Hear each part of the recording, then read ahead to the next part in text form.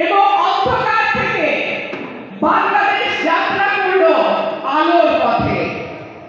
তলাবিহীন ঝুঁকি থেকে বাংলাদেশ যাত্রা করল উন্নয়নের দিকে। একদলীয় শাসন বাকশাল থেকে মুক্তি পেল বাংলাদেশ। বাংলাদেশে প্রতিষ্ঠা হলো বহুদলীয় গণতন্ত্র। এবং আজকে আমার সাংবাদিক ভাইরা উপস্থিত আছে। শেখ মুজিবের আমলে মাত্র 4টা পত্রিকা প্রকাশিত হওয়ার অনুমতি পেয়েছিল।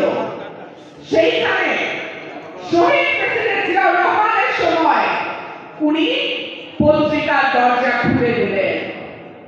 অনেকগুলো পত্রিকা লাইসেন্স পেল, অনেক সাংবাদিক তার কর্মসংস্থান ফিরে পেল। বিটিভিকে রঙিন বিটিভি করলেন শহীদ প্রেসিডেন্ট জিয়াউর রহমান।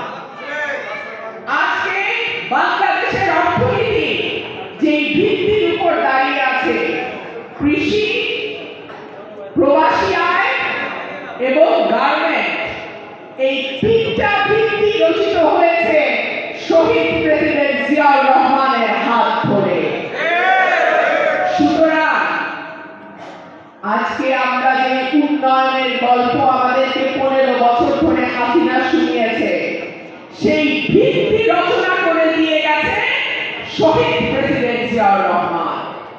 তারপরে তো আরো অনেকেই ক্ষমতায় এসছে। আওয়ামী লীগ ক্ষমতায় ছিল 20 বছর, 96 থেকে 2001 আর 2008 থেকে 2024, 20 বছর ক্ষমতায়। এরশাদ ছিল 10 বছর ক্ষমতায়। শহীদ প্রেসিডেন্ট জিয়াউর রহমান অর্থনীতি যে ভিত্তি তৈরি করে দিয়ে গেছেন বাংলাদেশে, আর কোন সরকার নতুন কোন ভিত্তি রচনা করতে পারে না।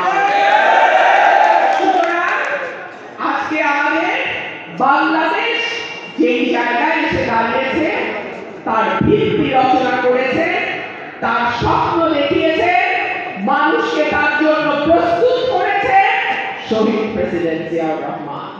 ওয়ালটন আবারও মিলিনিয়ার অফারে ওয়ালটন ফ্রিজ কিনে আপনিও হয়ে যেতে পারেন মিলিয়নিয়ার। আমি নিজে যেহেতু একজন আইনজীবী, আপনাদেরকে না বললেই নয়, বিচার বিভাগের স্বাধীনতা পুরোপুরি চলে গিয়েছিল রাষ্ট্রপতির হাতে। শেখ মুজিবুর রহমান সংবিধান সংশোধন করে বিচারপতিদের নিয়োগ, অপসারণ সকল কিছু রাষ্ট্রপতির হাতে নিয়ে নিয়েছিল।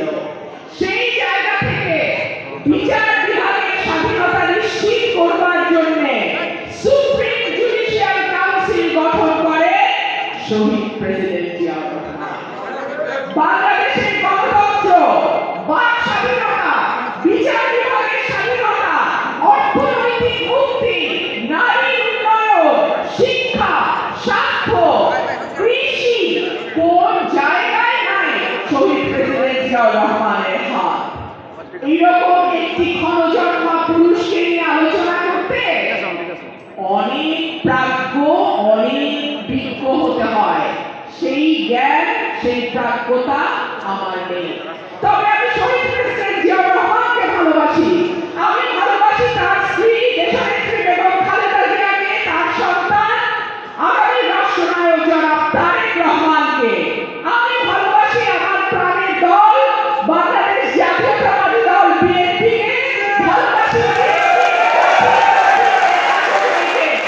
সেই ভালোবাসায় আমার শক্তি, সেই ভালোবাসায় আমার রাজনৈতিক পথ চলার একমাত্র আলো। আজকাল তো আমরা অনেক সংস্কারের কথা শুনি, তাই না? চাকরিতে খালি শুধু সংস্কার, সংস্কার, এই করতে হবে, ওই করতে হবে। আচ্ছা বলেন তো, বাংলাদেশের প্রথম সংস্কারের কথা কে বলেছিল? 19 দফা দিয়ে শহীদ রাষ্ট্রপতি জিয়াউর রহমান বলেছিল। এই বাংলাদেশে আজকে যে সংস্কার